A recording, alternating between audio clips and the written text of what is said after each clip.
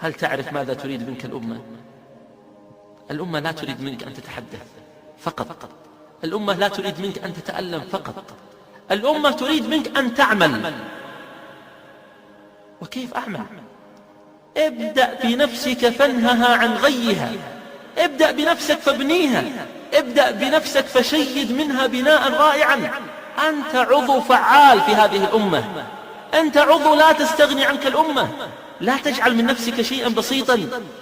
إذا أصبحت غدا ومنحت كل من تراه من حولك ابتسامة واستشعرت الصدقة من خلالها، ابتسامتك في وجه أخيك صدقة، إذا منحت كل من حولك ابتسامة فقد أسهمت في بناء الآخرين، وأسهمت في بناء نفسك أولا، وأسهمت في نصرة الأمة.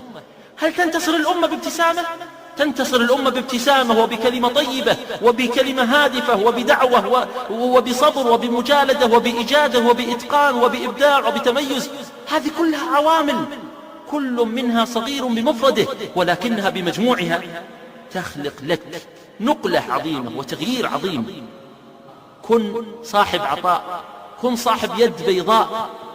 لابد أن تشارك في مؤسسة خيرية، لابد أن تشارك في عمل خيري، لابد أن تشارك في جمعية تسهم في بناء المجتمع وخدمته، جمعية تحافظ على البيئة، جمعية ترعى الأيتام، جمعية تقدم عمل إغاثي، جمعية تساعد الفقراء، جمعية ترعى الشباب والفتيان. لابد أن يكون لك عمل خيري حتى تشعر بذاتك.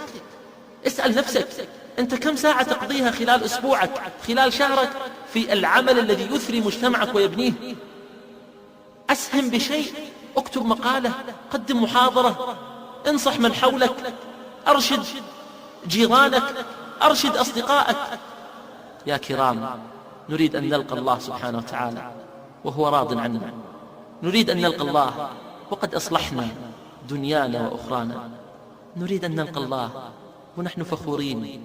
يا ربي عملنا ما بوسعنا، يا ربي جهدنا طاقتنا، يا ربي بذلنا قدرتنا، يا ربي ها نحن نلقاك، توازنا في حياتنا وعملنا لآخرتنا، فارض عنا وارحمنا. أسأل الله سبحانه وتعالى أن يجعلكم مرضيين، أسأل الله سبحانه وتعالى أن يصلح لنا النية، وأسأله أن يوفقنا للعمل الصالح.